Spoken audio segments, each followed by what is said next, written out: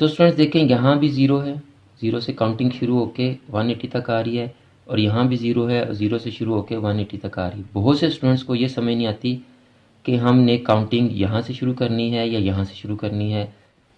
तो इस वीडियो में मैं आपका ये जो कॉन्सेप्ट है ये भी क्लियर कर दूंगा कि आपने काउंटिंग किधर से शुरू करनी है, क्योंकि दोनों तरफ से काउंटिंग शुरू हो रही है। उससे पहले मैं आपको बता दूं तमाम स्टूडेंट्स के लिए कि किसी भी पेपर में, यानी किसी भी सब्जेक्ट के पेपर में अगर आपको डायग्राम बनानी पड़ जाए तो आप कभी भी लेड पेंसिल का इस्तेमाल नहीं करेंगे। ये बात आप जहन में बिठा लें, अच्छी तरह से याद कर लें इस चीज़ को कि आपने डायग्राम किसी भी किस्म की पेंसिल से नहीं बनानी। उसके लिए आप मार्कर यूज़ करेंगे, पॉइंटर यूज़ कर लें, मार्कर यूज़ कर लें, बॉल पेन यूज़ कर लें, लेकिन आप लेड पेंसिल का इस्तेमाल कभी भी नहीं करेंगे स्टूडेंट्स। औज़ुबिल्लाहिमिनश्शैतानिर्रजीम बिस्मिल्लाहिर्रहमानिर्रहीम। अज़ीज़ तलबा व तालिबात, मोहतरम असातिज़ा इकराम और न्यू नॉलेज अकेडमी के नाज़रीन, अस्सलामु अलैकुम व रहमतुल्लाहि व बरकातुहू। स्टैटिस्टिक्स की एक और वीडियो के साथ आपकी खिदमत में हाज़िर हैं। अगर आप स्टैट के स्टूडेंट नहीं हैं तो आप इस वीडियो को फॉरवर्ड कर दें ताकि ये वीडियो स्टैट के स्टूडेंट्स तक पहुंच सके। हमारे चैनल को सब्सक्राइब कर लें, बेल आइकन को दबाकर ऑल नोटिफिकेशन को ऑन कर लें। मुझे और मेरे नाजरीन को अपनी दुआ में याद रखें। शुक्रिया। तो स्टूडेंट्स, अगर आप किसी भी क्लास में, किसी भी ग्रेड में स्टैटिस्टिक्स को पढ़ रहे हैं तो आज की वीडियो आप ही के लिए है, इसलिए आप इस वीडियो को लास्ट तक देखें। हम स्टैट के बेसिक कॉन्सेप्ट से शुरू होते हुए ग्राफिक प्रेजेंटेशन ऑफ डेटा तक पहुंच चुके हैं।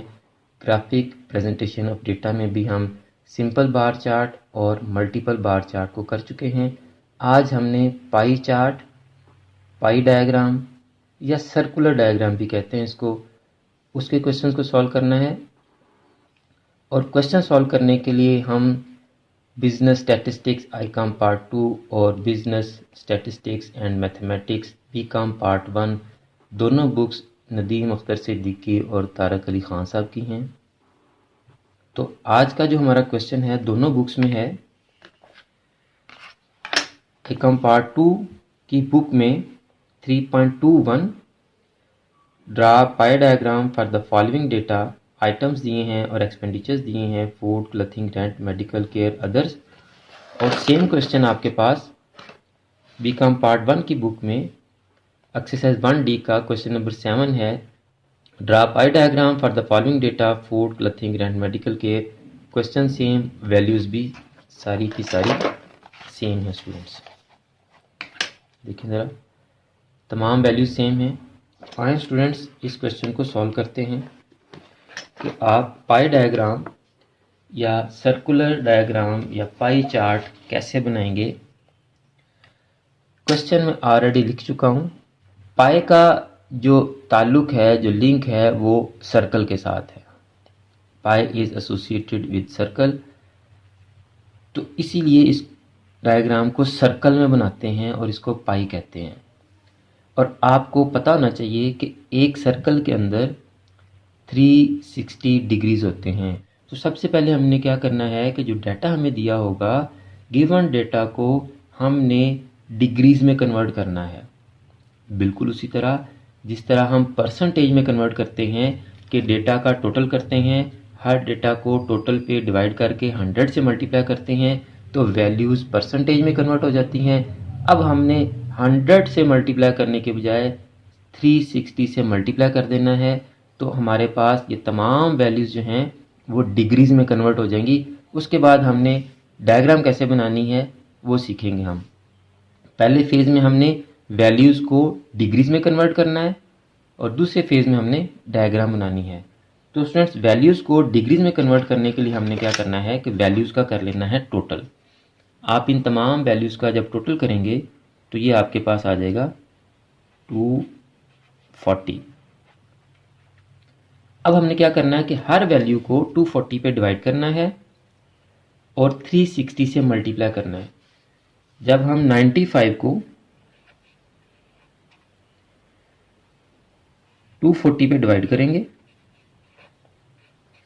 और 360 से मल्टीप्लाई करेंगे तो हमारे पास आंसर आ जाएगा 142.5 डिग्रीज, यानी 95 की वैल्यू को हम 142.5 डिग्री से रिप्रेजेंट करेंगे। इसी तरह हम 32 को 240 पे डिवाइड करेंगे और 360 से मल्टीप्लाई करेंगे, तो हमारे पास आंसर आ जाएगा 48.0 डिग्री या 48 डिग्रीज। इसी तरह हम 50 को 240 पे डिवाइड करेंगे और 360 डिग्री से मल्टीप्लाई कर देंगे, तो हमारे पास आंसर आ जाएगा 75.0 डिग्री। इसी तरह आप 23 को 240 पे डिवाइड करेंगे और 360 से मल्टीप्लाई करेंगे, तो आपका जो आंसर आएगा वो आ जाएगा 34.5 डिग्रीज। और आप लास्ट वैल्यू हमारी 40 है, उसको भी 240 पे डिवाइड करके 360 डिग्री से मल्टीप्लाई करेंगे, तो आपके पास जो वैल्यू आ जाएगी दैट इज 60 डिग्री। अब स्टूडेंट्स, आपकी कैलकुलेशन ठीक है या नहीं ठीक, इसके लिए आप इन तमाम डिग्रीज को प्लस करेंगे, ऐड करेंगे। अगर आपका इन तमाम का जो आंसर है ऐड करने से 360 डिग्री आए, तो आप समझ जाएं कि आपकी कैलकुलेशंस ठीक हैं। अब आते हैं हम कि इन कैलकुलेशंस को, इन डिग्रीज को हमने एक सर्कल में कैसे रिप्रेजेंट करना है। तो सर्कल के लिए आपको कंपास चाहिए होगी, पुरकार चाहिए होगी। अगला क्वेश्चन जब मैं सॉल्व करूंगा तो मैंने आपको ये बताना है कि बगैर कंपास के, बगैर पुरकार के आप कैसे एक सर्कल ड्रा करके तो अपनी इस डायग्राम को कंप्लीट कर सकते हैं। फर्ज करें अगर आपके पास अनलकीली पेपर के अंदर ये है ही नहीं है, कंपास नहीं है, तो फिर आप कैसे करेंगे क्वेश्चन को। तो उससे पहले मैं आपको बता दूं तमाम स्टूडेंट्स के लिए कि किसी भी पेपर में, यानी किसी भी सब्जेक्ट के पेपर में अगर आपको डायग्राम बनानी पड़ जाए तो आप कभी भी लेड पेंसिल का इस्तेमाल नहीं करेंगे। ये बात आप जहन में बिठा लें, अच्छी तरह से याद कर लें इस चीज़ को कि आपने डायग्राम किसी भी किस्म की पेंसिल से नहीं बनानी। उसके लिए आप मार्कर यूज़ करेंगे, पॉइंटर यूज़ कर लें, मार्कर यूज़ कर लें, बॉल पेन यूज़ कर लें, लेकिन आप लेड पेंसिल का इस्तेमाल कभी भी नहीं करेंगे स्टूडेंट्स। तो आप यहाँ पे एक सर्कल बना लें।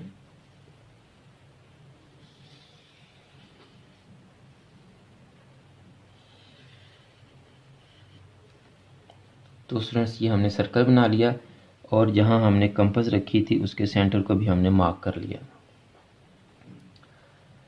अब हम क्या करेंगे कि अब हम ये जो सेंटर को हमने मार्क किया है, इस सेंटर से सर्कल तक एक लाइन ड्रा कर देंगे जिसको हम रेडियस कहते हैं। इसको हम क्या कहते हैं जी? रेडियस कहते हैं। यहाँ तक सबको काम समझ आ गया स्टूडेंट्स? सबसे पहले हमने डेटा को डिग्रीज में कन्वर्ट करना है, एक सर्कल ड्रा करना है और सर्कल के सेंटर से सर्कल तक हमने एक लाइन ड्रा कर लेनी है। ये आपकी बेस लाइन आ गई। उसके बाद काम शुरू होता है प्रोटेक्टर का, जिसको हम डी भी कहते हैं स्टूडेंट्स। तो इसको पहले मैं आपको थोड़ा समझा दूं, अगर आपको पहले से नहीं पता इसके बारे में, तो आप अगर गौर करें तो एक ये सीधी लाइन है और ये एक 90 डिग्री से सीधी लाइन आ रही है। ये दोनों लाइनें एक दूसरे को एक जगह पे क्रॉस कर रही हैं। यहाँ ये दोनों लाइनें एक दूसरे को क्रॉस कर रही हैं और यहाँ मैंने एक होल कर लिया है। ये होल मैंने क्यों किया है, अगली वीडियो में मैं आपको बताऊंगा कि ये होल क्यों किया मैंने। अगर आप चाहें तो कर सकते हैं, अगर नहीं करना चाहते तो ना भी करें। इसके बगैर भी मैं आपको बता दूंगा कि आप कैसे अपना सर्कल बना के और अपनी डायग्राम को कंप्लीट कर सकते हैं। तो स्टूडेंट्स देखें, यहाँ भी ज़ीरो है, ज़ीरो से काउंटिंग शुरू होके 180 तक आ रही है और यहाँ भी ज़ीरो है, ज़ीरो से शुरू होके 180 तक आ रही है। बहुत से स्टूडेंट्स को ये समझ नहीं आती कि हमने काउंटिंग यहाँ से शुरू करनी है या यहाँ से शुरू करनी है। तो इस वीडियो में मैं आपका ये जो कॉन्सेप्ट है ये भी क्लियर कर दूंगा कि आपने काउंटिंग किधर से शुरू करनी है, क्योंकि दोनों तरफ से काउंटिंग शुरू हो रही है। तो अब आपने क्या करना है कि ये जो दोनों लाइनें एक दूसरे को जहाँ काट रही हैं, जहाँ मिल रही हैं, जहाँ क्रॉस बन रहा है, जहाँ आपका ये वाला निशान बन रहा है, ये वाला जहाँ दोनों मिल रही हैं, जहाँ मैंने होल किया हुआ है, आपने इसको अपने सर्कल का जो सेंटर वाला पॉइंट था वहाँ रखना है। रख दिया। उसके बाद ये जो आपकी ये इस तरह वाली लाइन थी जहाँ 0 और 180 यहाँ था और 0 और 180 इधर था, ये लाइन आपकी जो ड्रा की हुई लाइन थी, बेस लाइन थी, इसके ऊपर आनी चाहिए। जैसे देखें ये मैंने यहाँ रखा, इसको आपको अच्छी तरह दिखाने के लिए ये मैं थोड़ा सा क्लोज कर लेता हूँ।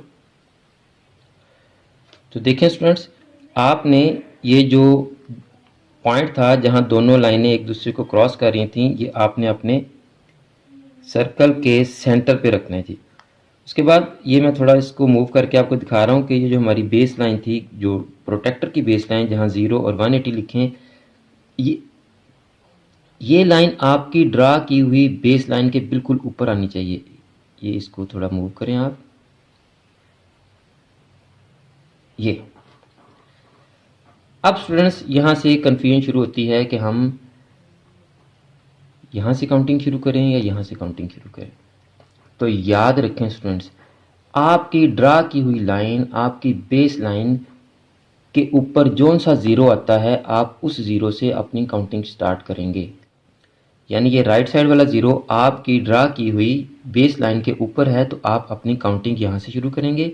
और अगर आपने अपनी जो बेस लाइन है लेफ़्ट साइड पर ड्रा की होती, तो आप फिर ये लेफ़्ट साइड वाले 0 से अपनी काउंटिंग शुरू करते एंगल्स बनाने के लिए। Got it students? अब आते हैं हमने एंगल्स कौन कौन से बनाने जी। सबसे पहले हमने बनाना है 142.5 का। तो 142.5 के एंगल के लिए हम क्या करेंगे स्टूडेंट्स, ये हमने अपना प्रोटेक्टर रख लिया।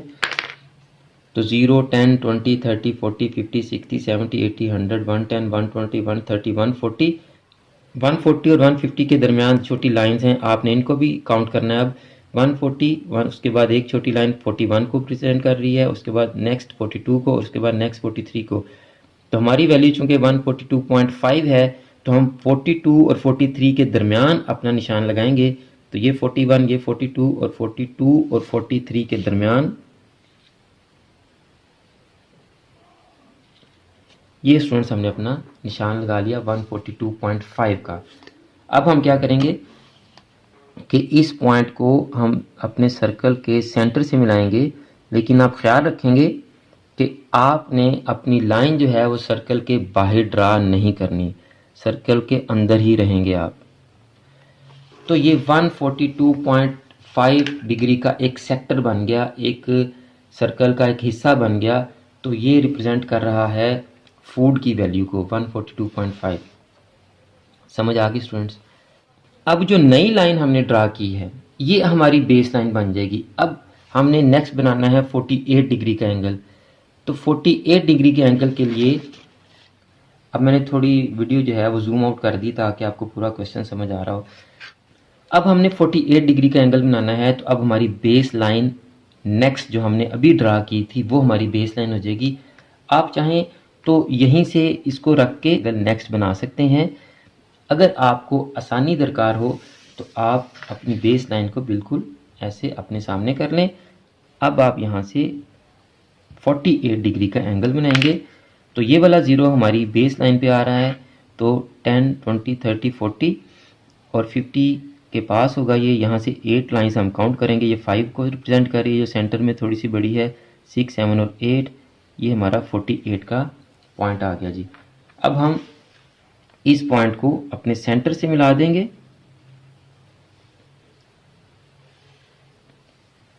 तो ये वाला सेक्टर 48 को रिप्रेजेंट कर रहा है। नेक्स्ट हमने 75 डिग्री का एंगल बनाना है, जो न्यू लाइन हमने ड्रा की थी। अब हमने 75 का एंगल उससे आगे से बनाना है, उस पे प्रोटेक्टर या डी रख के आगे हमने 75 का एंगल बनाना है। तो आप इसको बार बार मूव कर सकते हैं, मैं इसी के ऊपर रख के आगे बनाता जाऊंगा ताकि आपको समझ आ सके। जो हमने न्यू लाइन ड्रा की थी वो हमारी बेस लाइन है। अब हमने अपने प्रोटेक्टर को, अपने डी को उसके ऊपर रखा। और अब हमने काउंट करना है जी 75 डिग्री। तो यहाँ से काउंट करेंगे 0, 10, 40, 60, 70 और 80 और 70 के दरमियान ये रहा आपका 75 डिग्री। तो अब हम 75 डिग्री का एक सेक्टर बना देंगे। जी अब नेक्स्ट हमारा है जी 34.5। 75 डिग्री भी हम ड्रा कर चुके। 34.5 के लिए अब ये नई बेस लाइन हमारी, अब हमने अपने प्रोटेक्टर को ये जो न्यू लाइन ड्रा की है इसके ऊपर रखेंगे। नेक्स्ट वीडियोस में मैं हर लाइन का कलर चेंज कर दूंगा ताकि आपको अच्छी तरह समझ आ सके।